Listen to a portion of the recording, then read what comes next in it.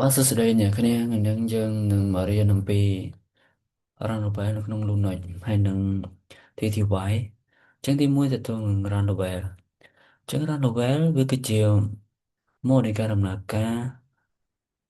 នៅក្នុង Lunoid System ដែលស្តៀងនឹង Safe Mode របស់ Windows ដែរហើយ run level យើងមានពីលេខ0ដល់លេខ6អញ្ចឹងសម្រាប់លេខ0គឺប្រើសម្រាប់អឺ shutdown ឬក៏ system health ហើយលេខ1គឺទៅទៅនឹង single user យើងឆេងវាទៅជា single user mode ឬក៏ safe mode ដែលប្រើសម្រាប់ recovery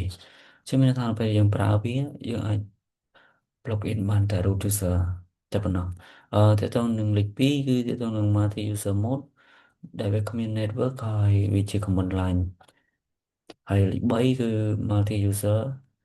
ហើយវាមាន network តែវាគ្មាន GUI ដែលយើងប្រើច្រើនសម្រាប់ server អញ្ចឹង server វាច្រើនយើងប្រើ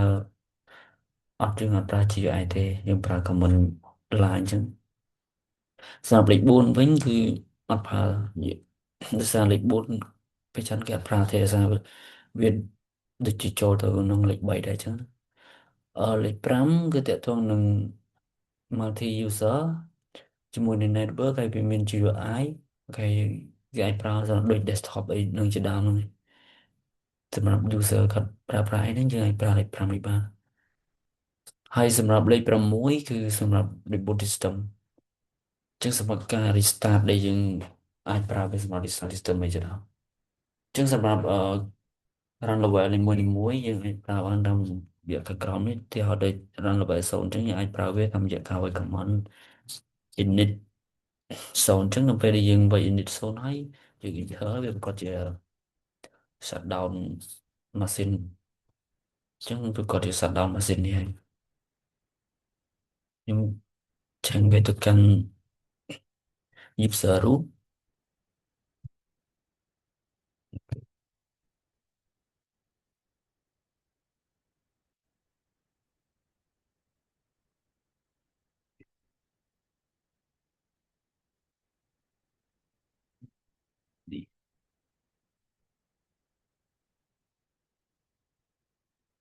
ចឹងដូចគ្នាមិញហ្នឹងបើយើងវាយ init 0ហើយ enter ច្បាស់ណាស់យើងនឹង shutdown ម៉ាស៊ីនយើង shutdown ហើយដូចគ្នាដែរបើយើងវាយនៅ command shutdown enter នេះហើយយើង enter ក៏វា shutdown ដែរខ្ញុំមក enter ដែរស្អែកខ្ញុំធ្វើបើកសិនឡើងវិញអូខេហើយបន្តមកទៀតគឺ reboot system ទីទៅ reboot system វាស្ថិតនៅលេខ6អញ្ចឹងដូចគ្នាយើងឃើញអញ្ចឹងគឺយើងមាន command 3នេះដែលយើងអាចវាយសម្រាប់ធ្វើការ reboot system របស់យើងឥឡូវខ្ញុំតែអ្នកគ្នាមើលប្រាច់ទៅអូខេខ្ញុំវាយ init 6យើងអាចវាយ init 6ក៏បានវាយ reboot ក៏បានឬក៏វាយ shutdown ដកអក្សរ O ហើយ now ក៏បានអូខេអញ្ចឹងឃើញនៅពេលដែលយើងទៅវានឹង restart ម៉ាស៊ីនរបស់យើងតែម្ដង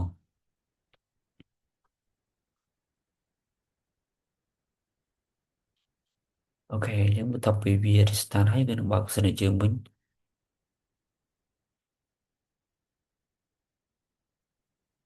អញ្ចឹងសម្រាប់លេខ2ចូលដល់លេខ2នេះវាต้องនឹង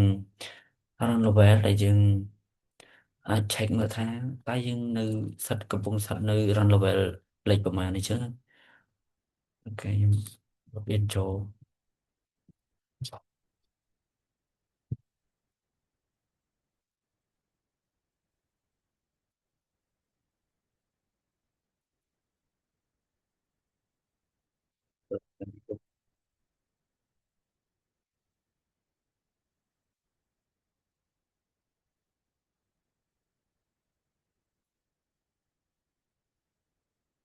ហើយបើពុតខុស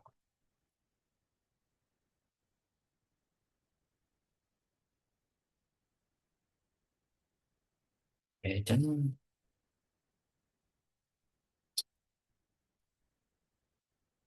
ឹងដើម្បីយើងដឹងថាយើងកំពុងតែឈរនៅ run level ដែលប្រហែលយើងវាយ command run level មកអញ្ចឹងយើងនឹងឃើញនៅនេះគេដាក់ n ហើយនឹងលេខ3អញ្ចឹងសម្រាប់ n វាគឺជា run level một chắc là dừng bạn nào chắc level là system về run máu bị thành nó không ấn này đọc mà tiết bên change từ default run level chẳng hạn từ cái này bạn bị chạy lại bằng lịch bay chỉ bên thả run level chắc cái mà pram hay đừng run level phải chọn cái mà bay này hay cho nên ta tiếc lịch bayคือchừng change dương anh tôi cái change run level bây giờ mà chứng dương anhប្រើមិញ run level 6នៅ run level 6យើងឆេងតែមិនថាវាឆេងសម្រាប់សត្វដោឬ reboot តែនេះអត់ទេដូចយើងដឹងអញ្ចឹងវា3គឺវាសម្រាប់ multi user ដែលវាមាន network វា support networking ប៉ុន្តែមាន GUI ទេតែយើងកំពុងតែប្រើហ្នឹងឯងសម្រាប់ server វាច្រើនសម្រាប់ server នៅពេលដែលយើងដោត machine ទៅ node មកវា auto run level 3មកអញ្ចឹងយើងអាចឆេងទៅ run level 5បានសម្រាប់ run level 5ហ្នឹងដូចដឹងអញ្ចឹងវាមាន GUI ចឹងវាឆេងទៅអូខេខ្ញុំបានឆេងហើយអញ្ចឹងដំបូងលេខ3គេតាមមកទៅលេខ5តែហើយបានជាវាអត់មាន GUI ឡើងមកអញ្ចឹងដោយសារតែម៉ាស៊ីនដែលខ្ញុំធ្វើការ install នេះខ្ញុំ install ជាលក្ខណៈ command line ទេអញ្ចឹងទោះយើងប្រើ GUI mode ក៏យើងអត់ឃើញ GUI ដែរអូខេហើយបន្ទាប់នេះលេខ4គឺ default runaway អញ្ចឹងមានន័យថា default runaway នេះគឺយើងកំណត់វានៅពេលដែលយើងបើកម៉ាស៊ីនមកវានឹងចូលទៅកាន់ runway នឹង auto តែម្ដងណាចឹងយើងអាចកំណត់វាជា default បានចឹងពេលដែលវា start ម៉ាស៊ីនមកវានឹងស្ថិតនៅក្នុង runway មួយហ្នឹងមកចឹងឥឡូវនេះ default runway របស់យើងមិញគឺ industry វាស្ថិតនៅ runway លេខ3ចឹងខ្ញុំឆាញ់វាទៅលេខ3វិញចឹងអូខេចឹងវាមកលេខ3វិញចឹងហើយដើម្បីយើងឆែកមើលថាតើ runway default របស់យើងនៅលេខមិនចឹងយើងវាយ GTL get default ចឹងវាសូថា multi user data get ចឹងសម្រាប់ពាក្យ multi user data get នេះវាមាននៅ run level រៀងៗខ្លួនវាមាន target ផ្សេងៗគ្នាចឹងសម្រាប់លេខ3យើងឃើញនេះលេខ3វាមាន multi user data get ឬក៏ run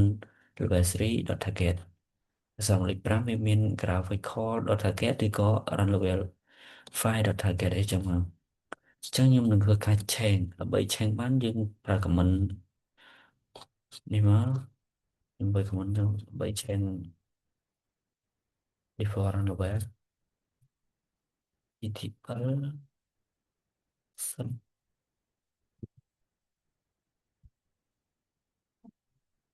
chứ nhưng chen từ lịch pram trên trang phách rồi phải khô chứ sao ta kẹt pi đi với pram mùi này các bạn đấy trên chọn pra graphic khô này các bạn pra ran lẩu pram này các bạn ok chứ như bạn đâu bạn chọc cháy chứ như tụi mơ mơ ta kẹt default ta bên này chứ biết bạn bắt đầu ấy bắt đầu này mong graphic khô ta kẹt mình chứ ok chứ bởi តែថាវា work ជាមួយថាវាកំណត់ជា default អត់ខ្ញុំនឹងប្រើ init តិចចឹង init តិចយើងដឹងហើយគឺ reboot ខ្ញុំប្រើ reboot ម្ដងចាស់អូខេ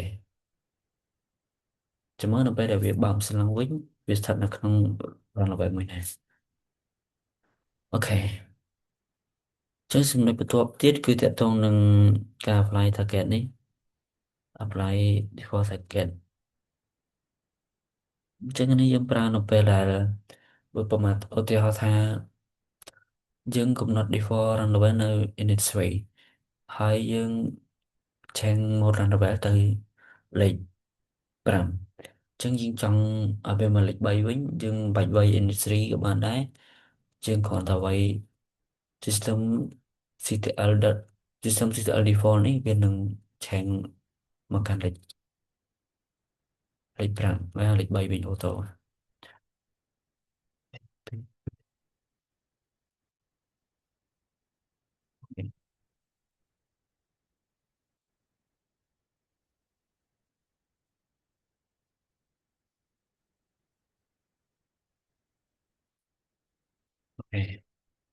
ចឹងខ្ញុំឆែកមើលរ៉ាំរ៉ូវែក៏เป็นนั้นដែរវានៅលេខមកចឹងខ្ញុំឃើញរ៉ាំរ៉ូវែវានៅលេខ5ចឹងខ្ញុំនឹងឆែកមើល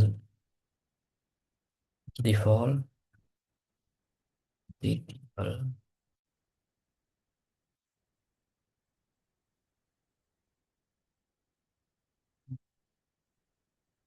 អូខេចឹងឃើញតែយើងអាចកំណត់វាថាដូចជា default ចឹងដល់ពេលវាបើកមកវា default ហ្មងចឹងសម្រាប់ default យើងកុំកំណត់វាជា Runaway Set ហើយនិង Runaway Zone នៅសារពោះនៅពេលដែលយើងកំណត់វាជា Runaway Set ឬក៏ Runaway Zone ចឹងនៅពេលដែលយើងបើកម៉ាស៊ីនមកវានឹង shut down ព្រោះវានៅ Runaway Zone បើកម៉ាស៊ីនមក shut down បើកម៉ាស៊ីនមក shut down ឡើងវិញបើ Runaway Set បើកម៉ាស៊ីនមកវា reboot ចឹងវាបញ្ហាសម្រាប់ fix យើងអាច fix បានតែយើងត្រូវញ៉ៃញ៉ៃច្រើនចឹងអូខេឥឡូវចែកវាទៅ industry នេះឆែកមើល Runaway វានៅ industry ខ្ញុំនៅប្រើ comment មួយនេះគឺ system system CTL default អូខេចឹងឆែកមើល Runaway ម្ដងទៀតវានៅលេខ5វិញចឹងមានថា comment នេះយើងប្រើវាសម្រាប់កំណត់ទៅលើ Runaway ឲ្យវានៅក្នុង Runaway default ដែលបងកំណត់អីចឹងអូខេចឹងសម្រាប់ជំនាញបន្ទាប់គឺតកតងនឹង5 TTY TTY ហ្នឹងមានន័យថា select tab ដែលយើងអាចដែលយើងអាចដឹងថាដូចឧទាហរណ៍ជាអីដូចអីនេះដូចនេះចឹងណាយើងអាចបើក tab មួយទៀតបានដូចនៅក្នុង browser នេះយើងអាចបើក tab ចឹងវាដូចគ្នាយើងអាចបើក tab មួយទៀតសម្រាប់ធ្វើអីផ្សេងហ្នឹងបើ tab មួយយើងដាក់ account នេះអាច save tab មួយទៀតយើងដាក់ account ផ្សេងចឹងមកដូចគ្នានេះវាគឺជា terminal ដែលអនុញ្ញាតឲ្យ user ទំនាក់ទំនងជាមួយ Linux system តាមរយៈ command line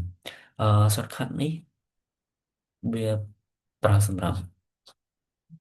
ដើម្បីឲ្យដំណើរការជាមួយនឹង TTY នេះ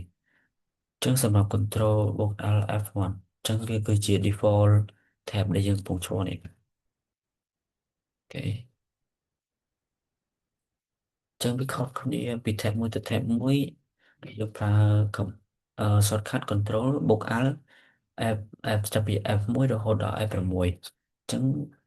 លេខ1គឺ tab 1លេខ F2 គឺ tab 2លេខ F3 គឺ tab 3ចឹងឧទាហរណ៍អានេះខ្ញុំបើក Alt F បែបនេះចោលហើយខ្ញុំបើក tab មួយទៀតចឹង control ហើយ F2 អញ្ចឹងវានឹងបើក tab មួយទៀតយើងឥឡូវខ្ញុំ login ចូលឈ្មោះវិញ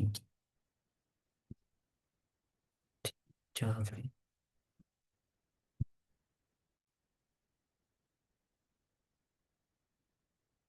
អូខេអញ្ចឹងកន្លែងនេះ